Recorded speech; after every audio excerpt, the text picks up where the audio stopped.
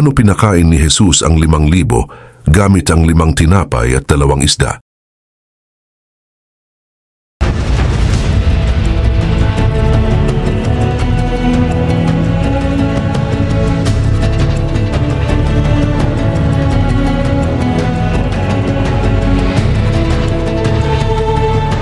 Nakarinig ka na ba ng kwento ng isang lalaking pinakain ang libu-libong tao gamit lamang ang 5 tinapay at 2 isda?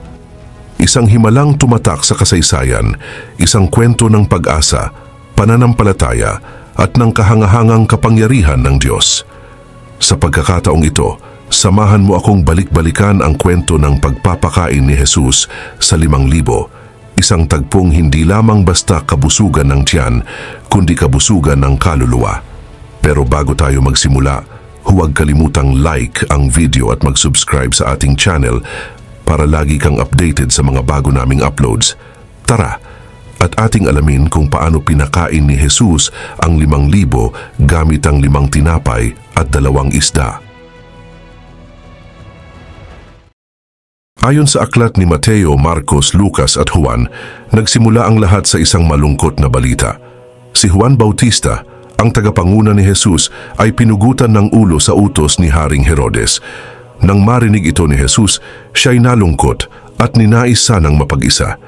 Kaya't sumakay siya ng bangka upang mapalayo sa karamihan at makapagnilay. Ngunit kahit sa kanyang pag-iisa, hindi siya iniwan ng mga tao. Sa aklat ni Mateo, 14 na kabanata, 13 verso, nang marinig ni Jesus ang pagkamatay ni Juan, sumakay siya sa isang bangka at pumunta sa isang lugar na walang tao. Ngunit nang mabalitaan naman iyon ng mga tao, sila'y naglakad papalabas sa kani-kanilang bayan at sinundan si Jesus. Isipin mo, libu-libong tao iniwan ang lahat para lang sumunod kay Jesus. Pero bakit? Simple lang. Dahil may nakita silang kakaiba sa kanya, isang liwanag, isang pag-asa, at isang pag-ibig na hindi nila maramdaman sa mga lider ng relihiyon noon. Pagdating ni Jesus sa dalampasigan, nakita niya ang napakaraming tao, mga may sakit, mga uhaw sa katarungan, mga gutom sa pag-ibig, at mga nawawalan na ng pag-asa. Hindi siya nagalit, hindi siya nagtago, naantig ang kanyang puso. Ayon sa Ebanghelyo ni Marcos, at lumabas siya at nakita ang lubhang maraming tao at nahabag siya sa kanila sapagkat sila'y gaya ng mga tupa na walang pastor at siya'y nagpasimulang tinuruan sila ng maraming bagay. Ito ang puso ng Diyos, isang pusong laging may panahon kahit siya'y pagod, isang pusong laging may malasakit kahit siya'y nagdadalamhati. Habang lumalalim ang hapon, naramdaman na ng lahat ang gutom. Ang mga alagad ay nag-alala. Kanilang sinabi kay Jesus, at nang nagtatakip silim na, ay nagsilapit sa kaniya ang kaniyang mga alagad na nangagsasabi, ilang ang dakong ito at lampas na sa panahon. Paalisin mo na ang mga karamihan upang sila'y magsiparoon sa mga nayon at sila'y mangakabili ng kanilang makakain. Sumagot si Jesus, datapwat sinabi sa kanila ni Jesus, hindi kailangang sila'y magsialis, bigyan ninyo sila ng makakain. Nagulat ang mga alagad sa kanilang narinig at sinabi, kami po? Papaano? Wala kaming sapat na pagkain.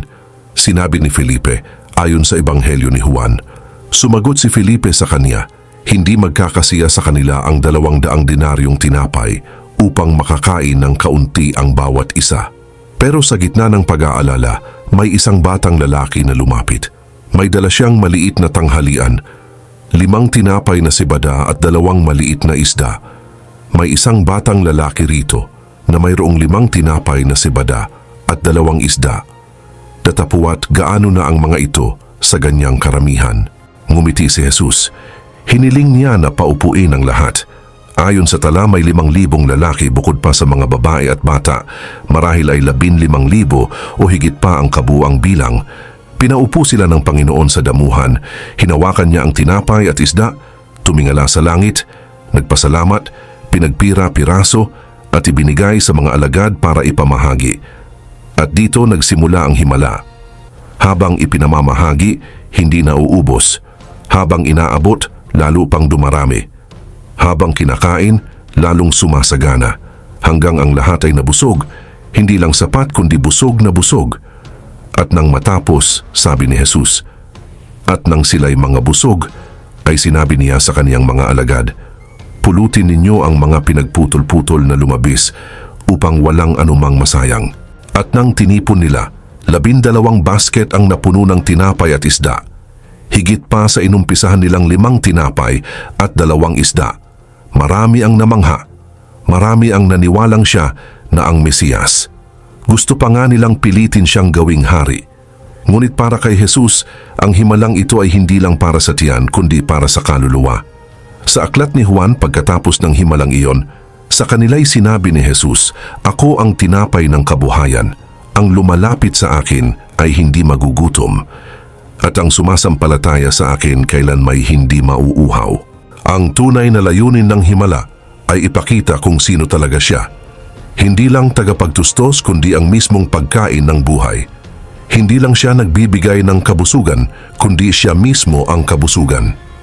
Matapos ang lahat ng ito, narito ang tanong para sa atin. Ano ang ibig sabihin ng himalang ito sa ating buhay? Tulad ng mga tao na nagugutom at nauuhaw sa disyertong lugar, marami sa atin ang nahaharap sa matinding pangangailangan, hindi lang pisikal, kundi pati emosyonal, mental at espiritual. Minsan parang ang meron tayo ay kulang na kulang, tulad ng 5 tinapay at 2 isda. Para bang paano na lang tayo? Ano ang mangyayari sa ating buhay? Ngunit tulad ng nakita natin sa kwento, hindi maliit sa Diyos ang anumang inaalay mo. Siya ang may kakayahang magbigay ng sobra sa iyong inaasahan, magbigay ng kabusugan, hindi lang sa katawan, kundi sa kaluluwa. Bilang mga Kristiyano, tinuturuan tayo ng himalang ito na walang bagay ang imposibleng mangyari sa kamay ng Diyos. Kung ibibigay natin sa Kanya ang ating buhay, kahit na ito'y puno ng kahinaan at kakulangan, gagamitin niya ito upang magbigay ng higit pa sa ating pangangailangan. Kaya't hindi ito isang kwento tungkol sa pagkain lamang. Ito ay isang paanyaya na magtiwala kay Jesus. Paanyaya na ialay ang ating mga alalahanin at paghihirap at manalig na siya ang magbibigay ng sagot ng kabusugan sa ating kaluluwa. Huwag mong kalimutan, si Jesus ang tinapay ng buhay at sa Kanya ang bawat gutom na kaluluwa ay makakakita ng kagalakan at kapayapaan. Hindi ka na muling magugutom, hindi ka na muling mauuhaw sapagkat sa Kanya may buhay na walang hanggan.